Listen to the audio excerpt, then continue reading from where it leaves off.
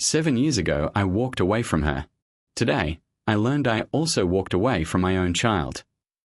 I came back to my hometown after 7 long years, the kind of years that leave marks on a man's face even when he tries to hide them.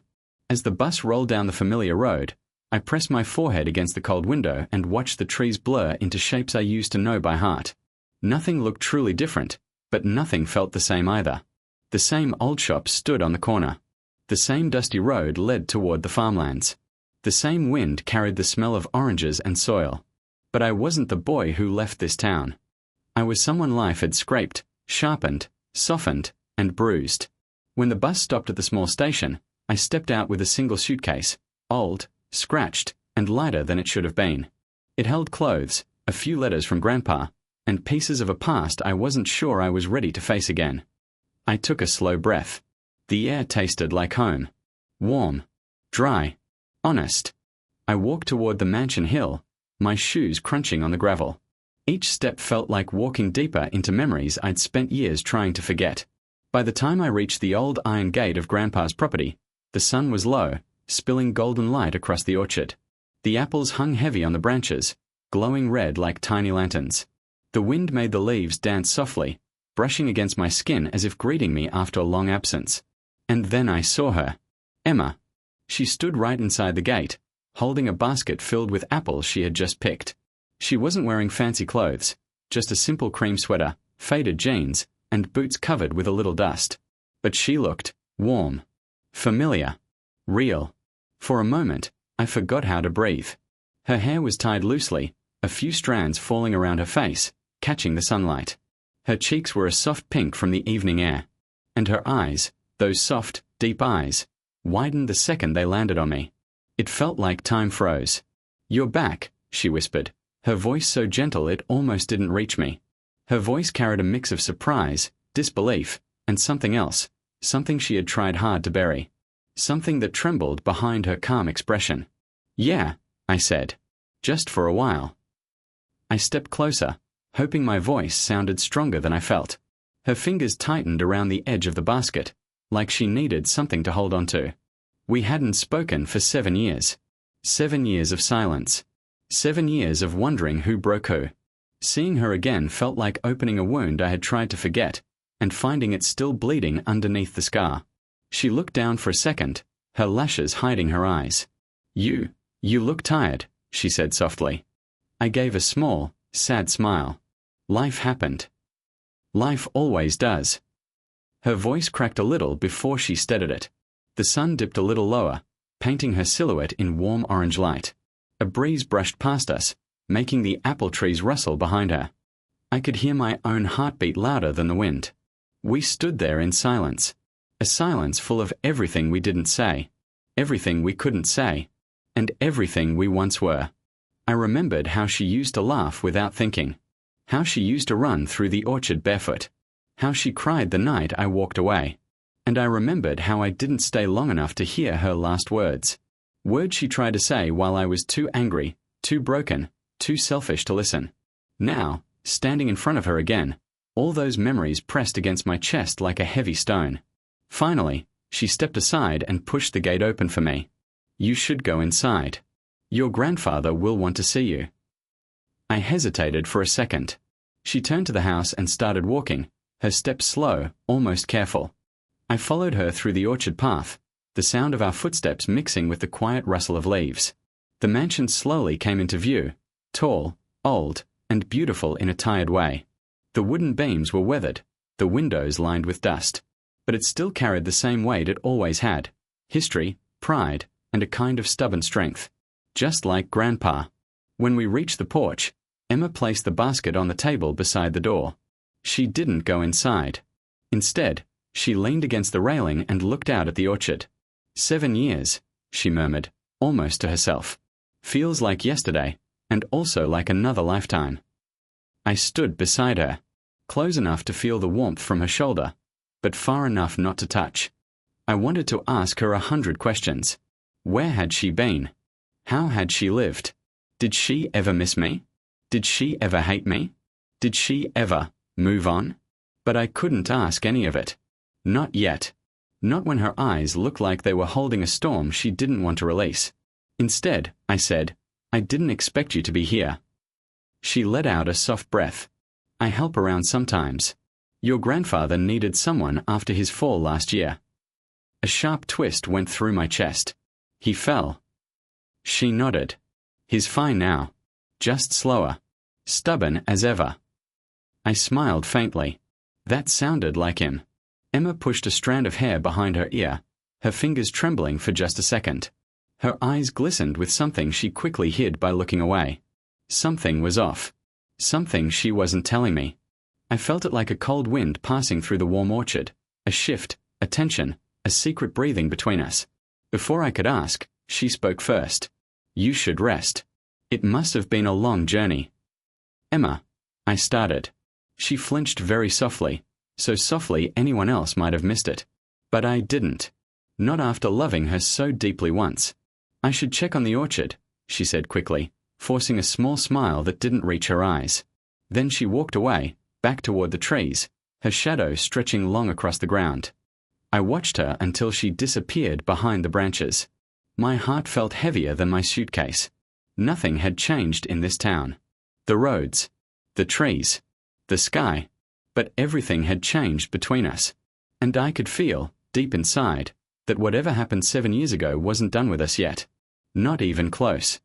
Inside the mansion, the air felt still, like everything had been holding its breath since the day I left. Dust floated lazily in the sunlight coming through the big windows, turning the living room into a soft, golden haze. The place looked exactly the same. Warm wooden furniture, old photographs lining the walls, the same fireplace that used to crackle in the winters. But without Grandpa in it, the mansion felt strangely quiet, almost too quiet. Emma placed the basket of apples on the dining table. The soft thud of it hitting the wood echoed a little, like the house had forgotten what sound felt like. You can sit, she said gently, wiping her palms on her sweater. I sat on the old leather sofa, the one Grandpa never let anyone touch with dirty hands. The leather creaked under me in a familiar way, and I felt a small wave of nostalgia rush through me.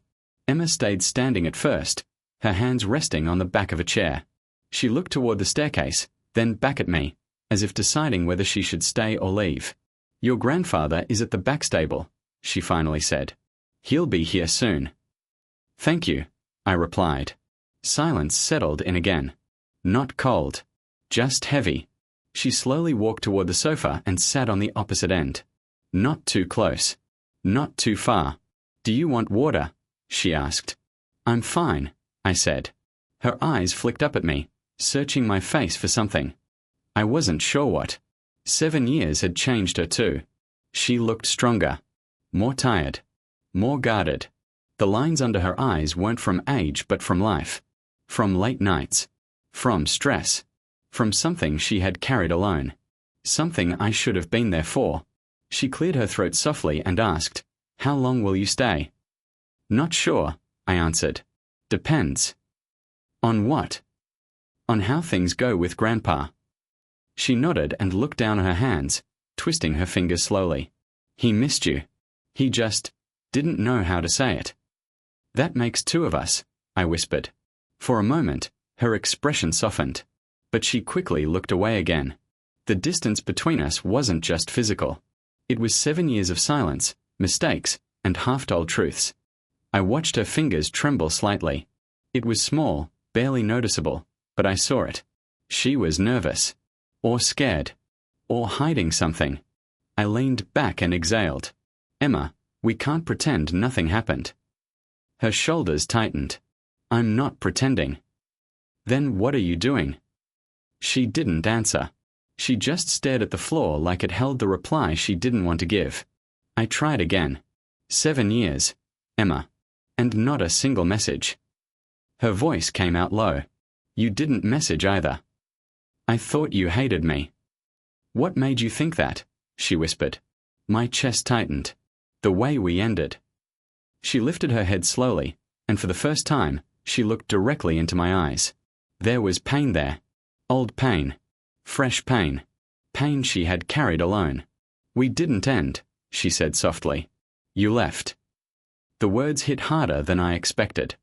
I opened my mouth to defend myself, but the memory of that night swept in. The shouting, the frustration, her crying, me packing, her grabbing my arm, telling me to listen, and me refusing to hear her. "I know," I said quietly. "I shouldn't have walked out like that." Her jaw shook, like she was trying to hold back 1,000 things she wanted to say. "You didn't even let me finish," she said. Her voice cracked. "I tried to tell you something important, but you were too angry." My heart pounded. What was it? She shook her head. "It doesn't matter anymore." "It does to me." "No," she said firmly. "It doesn't." The firmness wasn't anger. It was fear. There it was again. That feeling. Something she didn't want me to know. She stood up suddenly, as if she needed space to breathe. She walked toward the window, staring out at the orchard. "I don't want to fight," she said softly. "We are not fighting," I replied. "We are talking." "No," she whispered. "Talking is when people say the truth." Her reflection in the window looked small, like she was shrinking into herself. I walked closer, stopping a few steps behind her. "Then tell me the truth." She didn't move. She just closed her eyes. "I tried," she repeated. 7 years ago. You didn't listen." A flash of memory hit me again, her running after me while I stormed out, her voice breaking as she called my name. I had been too hurt, too blinded by pride to look back. My stomach sank. "Emma, what really happened after I left?" She turned around slowly. Her eyes glistened as if she had been holding back tears for years. "You left me standing in the rain," she said, her voice barely above a whisper. "And everything changed." "What changed?" I asked, stepping forward. She stepped back. "Please," she whispered, "don't make me open old wounds." Her words cut deep. "I'm not trying to hurt you," I said carefully. "I know." Her voice trembled. "But some things, once you open them, they bleed all over again." It felt like she was talking about more than just the past. Something bigger. Something she had protected with her whole life. Before I could ask again, the floorboards in the hallway creaked. A strong, familiar laugh echoed through the house. Grandpa's laugh. Emma quickly wiped her eyes and straightened herself.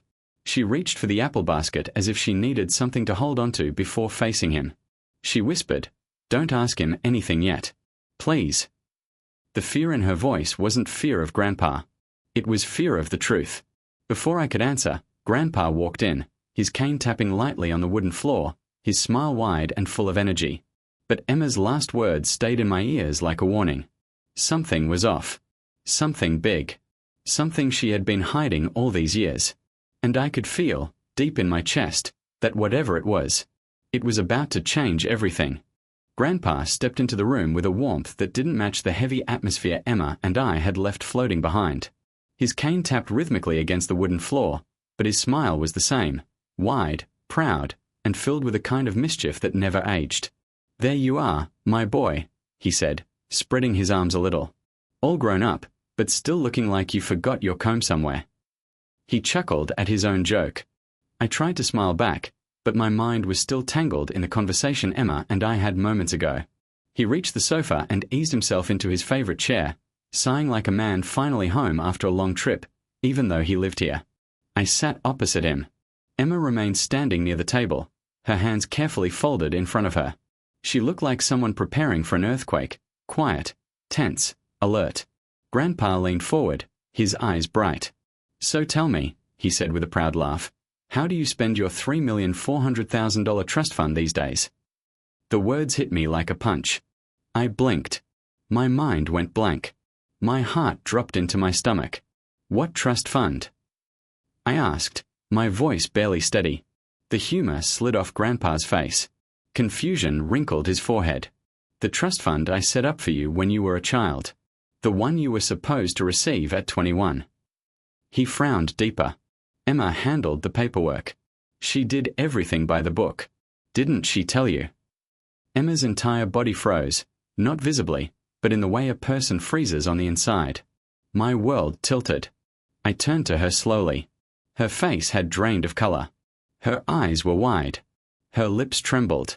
"Emma," I whispered, "where's the money?" Her chest rose and fell faster. She clasped her hands tighter, her knuckles turning white. I used it," she whispered. The room felt instantly smaller, as if the walls crept closer. For what? I asked, fighting to keep my voice calm. She swallowed hard. Her hand shook. For your son, she said, barely audible. The words didn't make sense at first. They floated in the air, confusing, blurry, unreal. My son. She nodded weakly, tears slipping down her cheeks. Yes. I felt the floor drop beneath me. I gripped the edge of the sofa, afraid my legs would give out. I have a son. I whispered. Emma covered her mouth with her hand as more tears fell. She nodded again. You left before I could tell you. I tried that night, but you walked away. I raised him alone. The world stopped. The sound of the wind outside disappeared. Even Grandpa, usually loud and full of opinions, sat stunned. I felt everything at once. Shock, love, pain, regret, anger at myself, anger at fate, and a deep ache for the years I never knew. Why didn't you contact me? My voice cracked. She shook her head. I tried. You had already changed numbers. You blocked my emails. You shut every door. I didn't know where you went. She was right. I had cut everything off. I thought if I disappeared, the pain would disappear too. How old is he? I asked, my voice trembling. 6, she whispered. My knees almost buckled. 6. He was 6 years old. 6 birthdays. 6 winters. 6 times he probably asked where his father was. 6 times she had to answer alone. I pressed a hand to my forehead. Why? Why didn't you tell Grandpa? She looked down. I didn't want anyone to think I used you. Or used him to get sympathy. I wanted to raise him with dignity. And the money? I asked softly. She inhaled shakily. I used every dollar on him. His medical bills when he was a baby. His school. Clothes. Food. The orchard job didn't pay much, but it kept me close to your grandfather, so your son could at least have a connection to your family. My chest tightened painfully. Grandpa finally broke his silence. He leaned back slowly, shock still in his eyes. A great-grandson, he whispered. All this time. The room filled with a vulnerable silence, the kind that exposes everything. Emma wiped her face with the back of her hand. She looked exhausted, like she had been holding this truth for too long and finally let it spill. She took a shaky step toward me. You left me with nothing, she said softly. No money. No support. No idea how to find you. And then I found the trust fund letter addressed to you, unopened. I made a choice. A selfish choice. But also a necessary one. She paused, her voice breaking. I used your money to give him a life you would be proud of. To give him everything I couldn't give alone. I closed my eyes because the pain was too sharp. Too real. It wasn't anger I felt. It was grief. Grief for the years I lost. Grief for the child who grew up without knowing me. Grief for Emma, carrying this burden alone. When I opened my eyes again, she was looking at me with a mixture of fear and strength. But then something in her changed. Her shoulders straightened. Her gaze steadied. Her voice grew firmer. You walked away from me, she said. But I made sure your money never walked away from him. It wasn't said with cruelty. It wasn't said with pride. It was said with truth. Raw, painful truth. A truth only a mother could speak. Grandpa exhaled deeply, running a hand over his face. You deserve to know your own child, he said quietly. Emma whispered. He's outside, in the orchard. He loves picking apples. He always picks the small ones first. Her lips trembled into a soft, sad smile. He has your eyes. My heart twisted. And then came the final blow, the softest, quietest, most devastating line of all. Emma looked at me with tears shining in her eyes and said, You didn't lose your fortune. You just never knew you already had something worth more. The room fell silent. But inside me, everything changed.